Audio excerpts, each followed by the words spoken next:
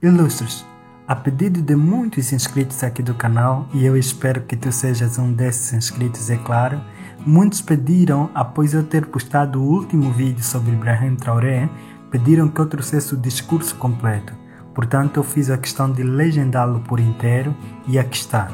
Realmente é um discurso impactante, dirigido principalmente aos jovens africanos. Acompanhe atentamente e não esqueça de deixar o like e a sua subscrição também, ok? Eu sou o professor Afonso, se não me conhece, e este é o canal de tudo um pouco. Bonjour à tous.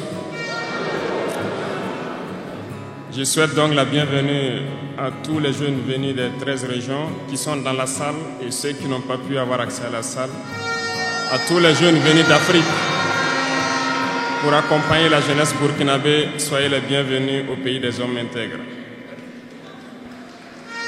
J'irai rendre un hommage vibrant à nos vaillantes forces de défense et de sécurité et nos vaillants VDP qui se battent jour et nuit pour que le Burkina Faso soit et tienne debout.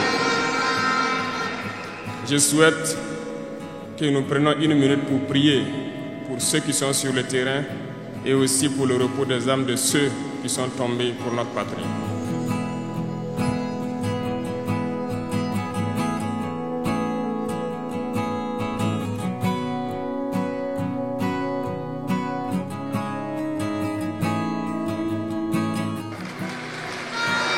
L'Afrique fait face à de nombreux défis et on doit se poser des questions. La jeunesse est-elle un atout ou un handicap pour le développement des nations? La réponse est simple et sans équivoque, et vous la savez. Les pays développés ont pour la plupart une population vieillissante. Et actuellement, beaucoup de pays ont lancé des programmes pour rajeunir leur population. L'Afrique a cette chance d'avoir une population très jeune. Mais pourquoi l'Afrique n'est-elle pas développée? Nous devrions donc nous pencher sur la question de comprendre pourquoi l'Afrique a une population jeune et qu'elle n'est pas développée.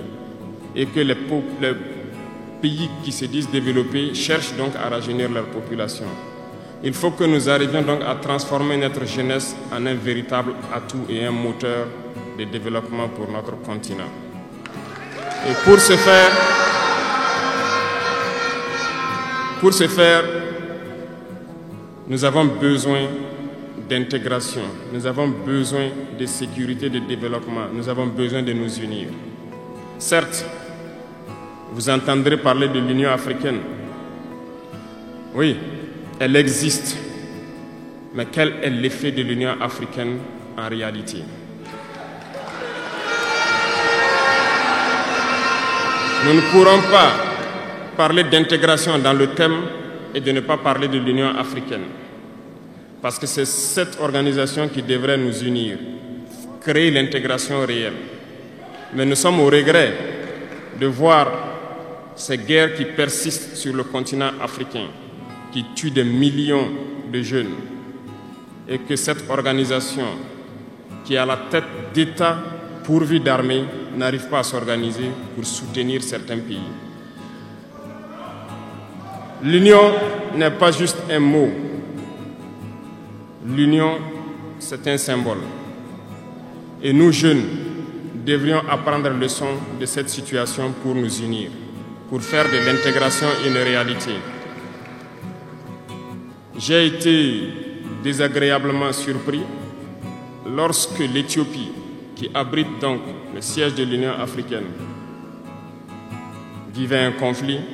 Et quand j'ai vu le Premier ministre se mettre en treillis et annoncer fermer l'université à Addis Abeba pour faire face à la menace, je n'ai pas vu l'action de l'Union africaine pour protéger ses sièges. Les États occidentaux, pour la plupart, voyaient Addis Abeba tomber, ont plié bagages et partir. L'Éthiopie s'est battue, a trouvé une solution interne et vit plus ou moins en paix aujourd'hui.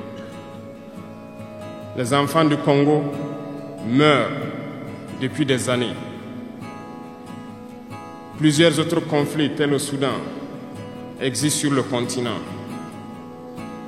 Nous aurions aimé voir l'Union africaine générer les forces et toutes les stratégies nécessaires pour soutenir ces États pour qu'ils puissent retrouver la paix. Nous ne viendrons même pas parler de nous ici au Sahel. Depuis près de 10 ans, le Sahel est le théâtre du terrorisme international. Mais nous ne voyons aucun soutien de ces organisations pour trouver une solution à ce problème.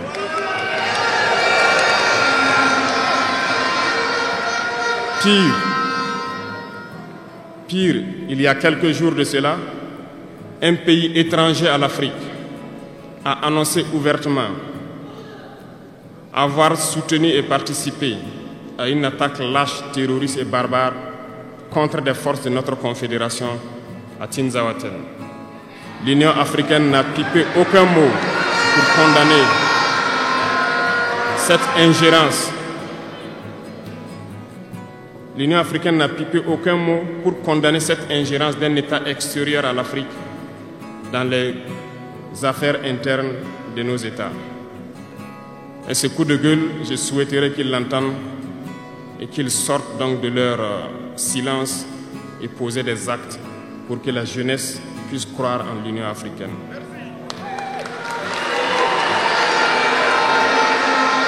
Il nous faut nous unir.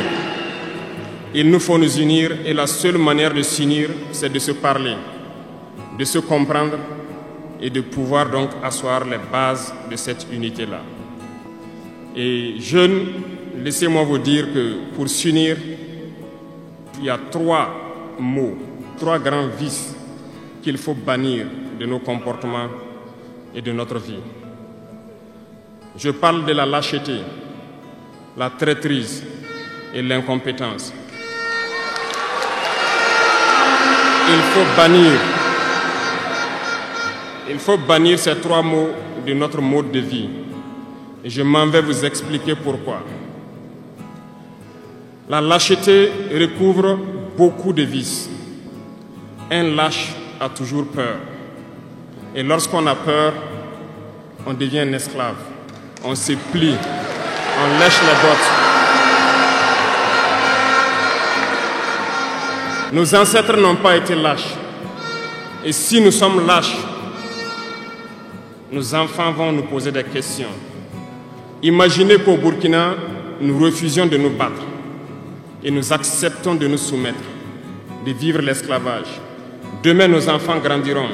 Ils se poseront des questions. Nos parents ont-ils été des lâches pour nous laisser dans l'esclavage? Que nous soyons vivants ou morts, nous allons le ressentir. Le lâche a peur. Et les impérialistes ont compris, ils essaient de faire peur aux leaders pour que vous soyez des lâches. Parce que quand vous êtes un lâche, tous les autres vices peuvent naître. On fait tout pour que nous ayons peur. Ils viennent dans nos palais, ils nous menacent directement ou des menaces voilées. Bien sûr, nous répondons comme il le faut. Ils essaient de nous faire comprendre. Ils prennent chaque fois des exemples. Ils nous diront, vous savez, Thomas Sankara a essayé de faire comme ça, mais il est où? Il est mort. Le président haïtien, il a essayé de faire comme ça, il est où? Il est mort. Kadhafi a essayé comme ça, il est où? Il est mort. Voilà des propos qu'on nous tient de manière voilée pour nous faire peur. Et pire, nous voyons aussi souvent certains jeunes essayer d'emboîter le pas d'une autre manière. On peut les entendre dire « telle personne a régné ainsi, il est à la CPI. Telle personne a régné ainsi, il est en prison. » Tout ça pour essayer de nous faire peur, pour qu'on devienne des lâches. Mais je pense qu'ils n'ont pas compris quelque chose. Quand nous disons la patrie ou la mort, nous vaincrons. Ce n'est pas qu'une phrase. Ce n'est pas qu'une phrase, ça a tout son sens. Nous n'avons pas peur et nous n'aurons jamais peur. Nous continuerons notre lutte.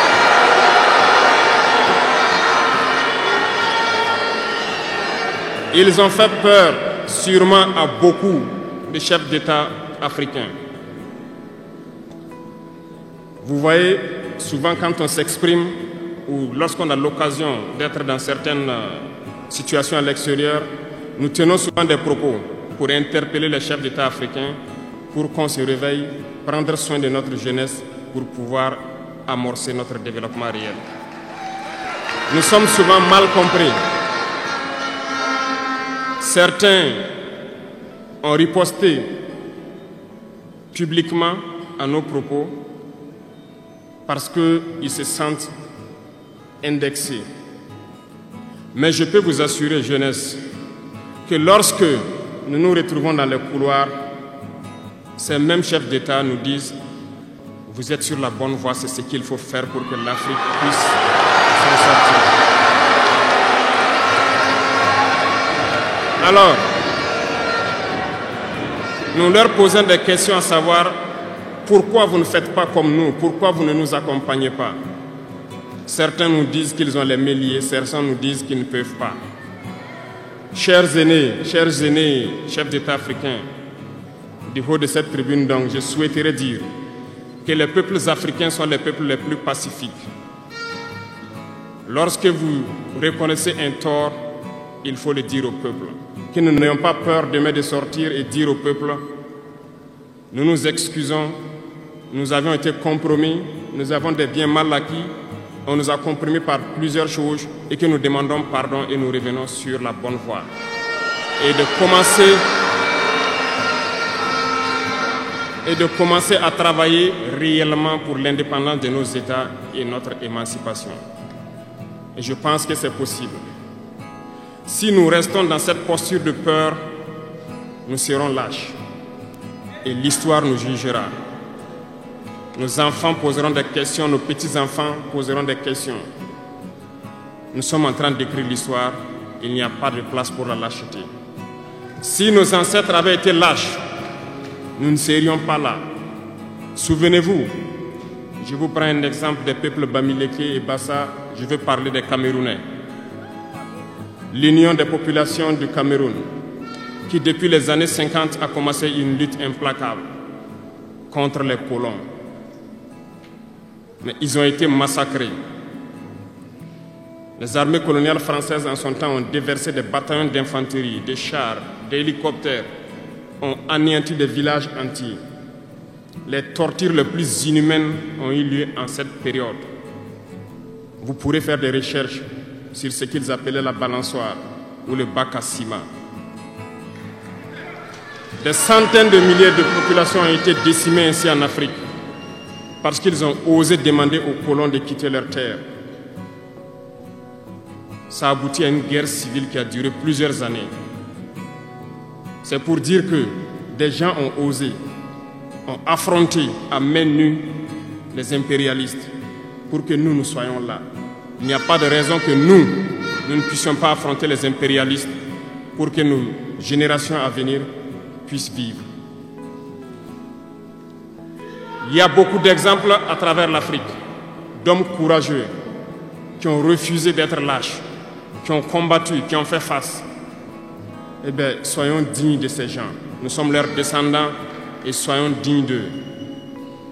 Un lâche ne peut pas être digne. Ne soyons pas lâches, jeunesse africaine. Parce qu'un lâche est toujours un traître. Et ça va de pair. Ils essaieront de nous faire peur pour que nous soyons lâches. Et si nous sommes lâches, nous allons trahir. Il faut bannir la traîtrise de nos habitudes. Des Africains ont été traîtres pour que la traite négrière réussisse en Afrique. C'est parce que des Africains ont été traîtres que la colonisation a pu tenir en Afrique. Interrogeons l'histoire, nous le verrons.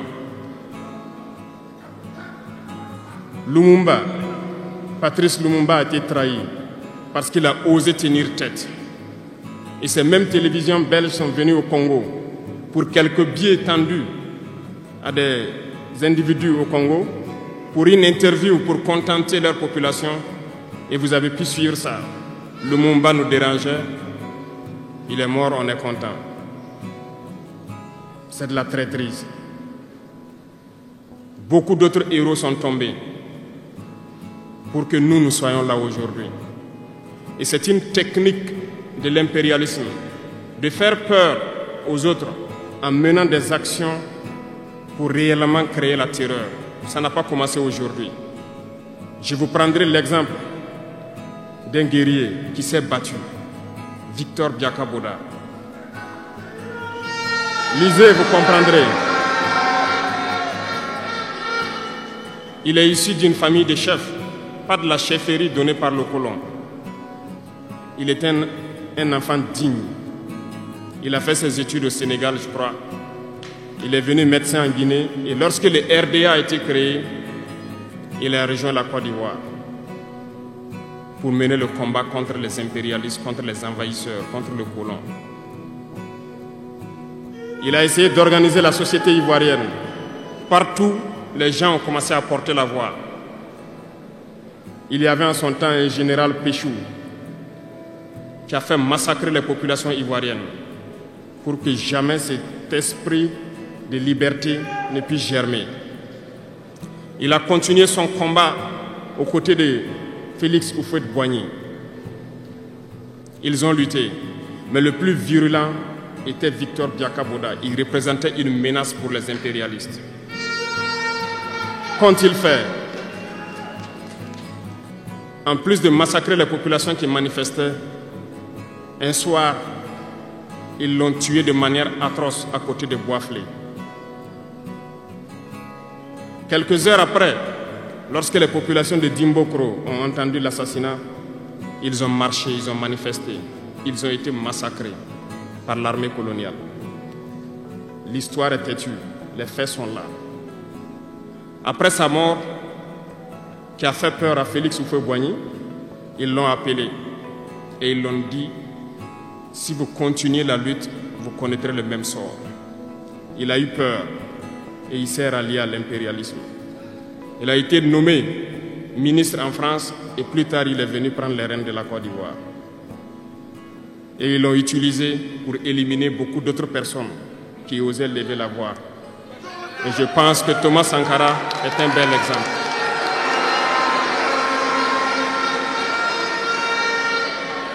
Si vous avez peur, vous serez lâche et vous serez traître.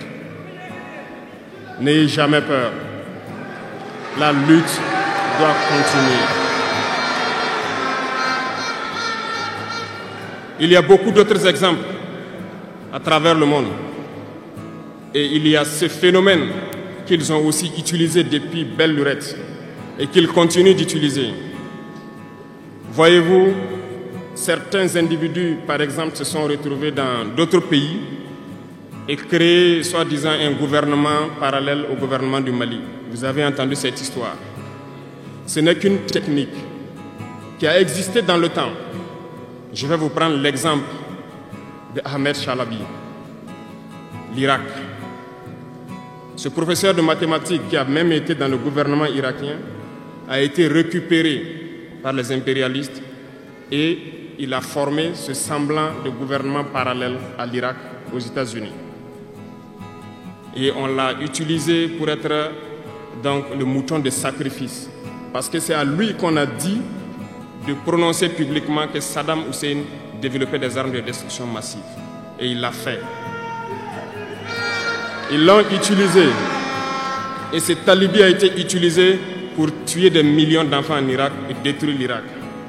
Et vous savez quel a été le sort de Chalabi? Un soir, après une interview, dans l'interview, il disait même qu'il sait que la CIA est sur son dos. Quelques heures après, il a été retrouvé mort dans son lit, mort de crise cardiaque. Si vous trahissez, vous aurez des fins macabres. C'est ainsi. L'impérialisme n'a pas d'amis. L'impérialisme vous utilise et quand il finit de vous utiliser, il fait de vous ce qu'il veut. Suivez mon regard, vous comprenez de quoi je parle. Ça a toujours été comme ça.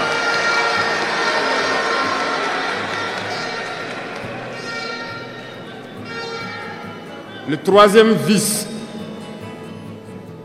que je vous invite à vous départir, c'est l'incompétence.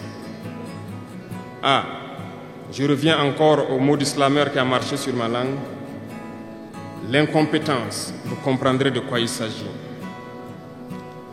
L'incompétence est un phénomène très dangereux qu'ils ont utilisé pour détruire la société africaine.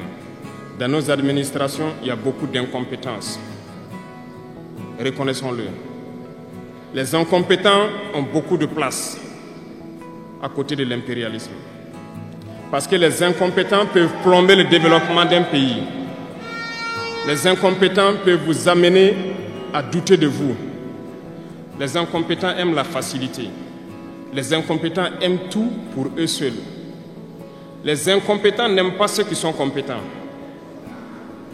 Ils n'aiment pas ceux qui innovent, ceux qui cherchent. Les incompétents sont dangereux. Lorsque vous êtes éclairé, l'incompétent ne vous aime pas. Lorsque vous voulez innover, l'incompétent ne vous aime pas. L'incompétent sait reconnaître celui qui est compétent et il va le combattre jusqu'à son dernier souffle. Parce qu'il a peur de celui qui est compétent. Cherchez la connaissance. Cherchez la connaissance et travaillez. Travaillez dur pour être compétent. Bannissez l'incompétence. Parce que, à travers les distractions qu'on veut nous faire adopter, on devient incompétent. Je vous prends un exemple. Les réseaux sociaux sont les lieux de publication des informations aujourd'hui. Les gens s'informent à travers Internet et beaucoup de choses. Un jeune qui publie sur les réseaux sociaux un article sur sa ferme ou un projet agricole ou un projet scientifique, je suis jeune, je connais les termes. Il n'aura pas peut-être 1000 vues. Mais un jeune qui publie sur des futilités, ce que moi j'appelle du n'importe quoi, il a des millions de vues.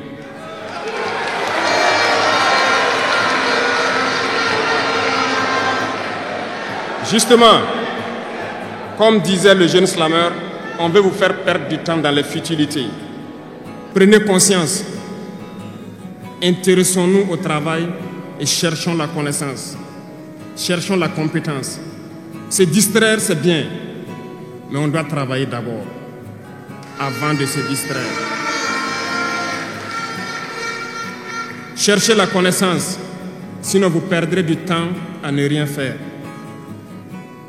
Et la jeunesse, c'est l'époque, c'est la période où il faut exploiter son temps à bon escient. Les impérialistes le savent. Voilà pourquoi ils vont multiplier tout ce qui est événement de distraction. Ils vont multiplier tout ce qui est événement qui peut vous détourner du travail pour que vous soyez des incompétents.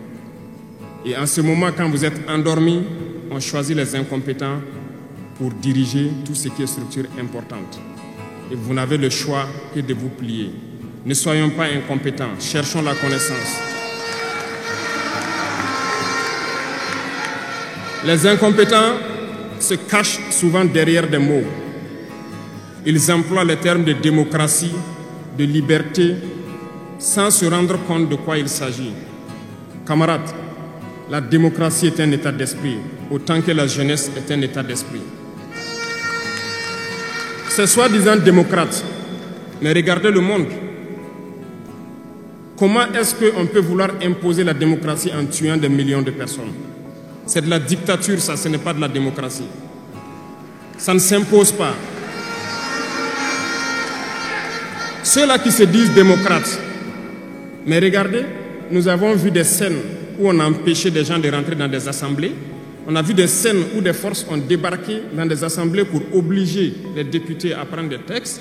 On a vu des scènes plus terribles que ça, où les gens tuent leurs manifestants. Mais eux, ils s'appellent démocrates et nous, on nous appelle donc des putschistes.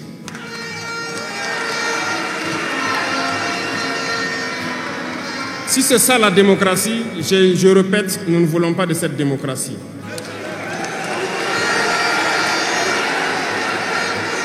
Et quand vous voyez souvent les incompétents, ils ne cherchent pas à savoir quelle est la signification du mot démocratie en réalité. Ils s'accrochent juste à la définition qu'il lui a donnée l'impérialisme et il se met à parler de démocratie sans réellement connaître le fondement. Ça, c'est de l'incompétence. Il faut chercher à connaître, avoir la connaissance, regarder le monde pour redéfinir la démocratie telle que nous le voulons en Afrique.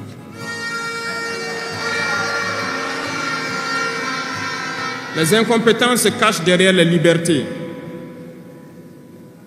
Retenez une chose, il n'y a pas de liberté individuelle qui existe. C'est un fait. Vous pensez vraiment que chacun est libre? La liberté est collective. Tant que nous vivons dans une société avec des règles, la liberté est collective. Parce que si vous ne respectez pas les règles, vous ne pouvez pas vivre dans la société. Si vous êtes libre de parler comme vous voulez, l'autre aussi est libre de vous répondre comme il veut. Ça sera du désordre. Si vous êtes libre de rouler dans la rue et de passer le feu rouge comme vous voulez, l'autre est libre de passer aussi et de vous cogner. Vous comprenez que si la liberté individuelle prend le dessus, nous sommes dans une société de désordre. Voilà pourquoi il y a des règles dans la société. Et les règles, tout le monde doit les respecter. Et là, on parle de liberté collective. Donc, certains se donnent le droit de parler de leur liberté individuelle à eux, mais ne tenant pas compte des autres. Je pense que ça fait partie aussi de l'incompétence. Parce qu'ils ne cherchent pas à comprendre, ils s'arrogent les droits que peut-être les États les ont donnés pour sévir, pour faire tout pour eux, en négligeant les libertés des autres. Non, la liberté est collective. Avant de poser un acte, on pense à la liberté d'autrui. Et nous ne devons pas transcender la liberté des autres. Donc ça fait qu'on doit avoir de la réserve. Et une fois qu'on a de la réserve, la liberté individuelle n'existe pas. La liberté est collective. Et nous devons avoir cette culture de liberté collective. Cherchons donc la connaissance, lisons, interrogeons l'histoire. Ne lisez pas l'histoire qu'eux, ils ont écrite en leur faveur. Cherchez la connaissance à travers plusieurs sources et vous comprendrez dans l'histoire qui s'est battu pour l'Afrique, comment nous devons nous battre pour continuer cette lutte de nos dévanciers. Et je ne terminerai pas mes propos sans faire un coup de gueule encore au volet de la communication. Parce que, comme je le dis, c'est l'arme fatale de l'impérialisme. Et vous, jeunes, vous devez tout faire pour savoir distinguer le vrai du faux. Nous continuerons à démonter les mensonges des médias impérialistes qui essaient de toujours créer des soucis en Afrique. Parce que ces médias, par leur bouche, ils peuvent vous rendre un roi demain. Par leur bouche, ils peuvent vous faire quitter de votre position de roi et vous rendre un piètre esclave demain. Faites attention. Je suivais une émission, malheureusement, il n'y a pas longtemps, burkinabé, où un jeune journaliste a sorti une phrase qui m'a laissé un peu perplexe. Il parlait de la Corée du Nord.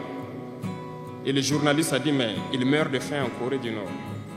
A-t-il pris le soin d'aller en Corée du Nord enquêter pour voir vraiment s'il meurt de faim?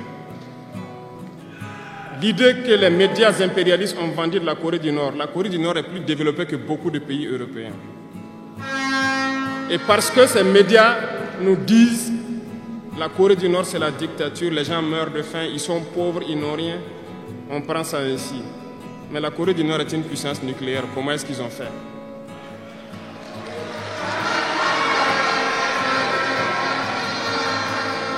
Faisons attention à la communication. Il ne faut pas suivre de manière aveugle ces médias menteurs qui ne cherchent qu'à diviser l'Afrique. C'est logique, ils se battent pour les intérêts de leur peuple. Et l'intérêt de leur peuple, c'est que l'Afrique soit divisée. Alors, jeunesse du Burkina, jeunesse d'Afrique, il faut qu'on s'unisse. il faut bannir la lâcheté, il faut bannir l'incompétence, il faut bannir la traîtrise et tous les vices dans nos sociétés. Nous avons des occasions de nous parler. On rend grâce à Dieu de ces occasions que nous avons chaque fois de nous parler, de nous conscientiser. Et je vous invite à repartir encore lire, à se mettre au travail pour que l'Afrique que nous voulons, autosuffisante alimentairement, soit une réalité. Pour que l'Afrique que nous voulons pour un développement harmonieux soit une réalité. Parce que je reviens sur votre thème. Il n'y a pas de paix et de sécurité sans développement. Les deux vont de pair. S'il n'y a pas de développement, il n'y a pas de sécurité. Parce que s'il n'y a pas de développement, la jeunesse va forcément se retrouver dans les vices. Et il n'y aura pas de sécurité. S'il n'y a pas de sécurité aussi, il n'y a pas de développement. Donc les deux doivent aller de pair. Intégrons cela dans nos combats pour que nous puissions nous battre et nous développons. Allons-y vers la production. Produisons suffisamment. Transformons sur place nos matières premières pour que ce soit bénéfique pour nos populations et envie d'exporter cela.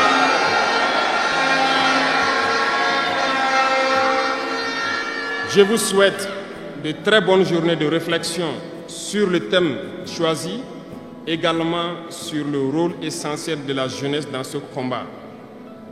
Bonne chance à tous.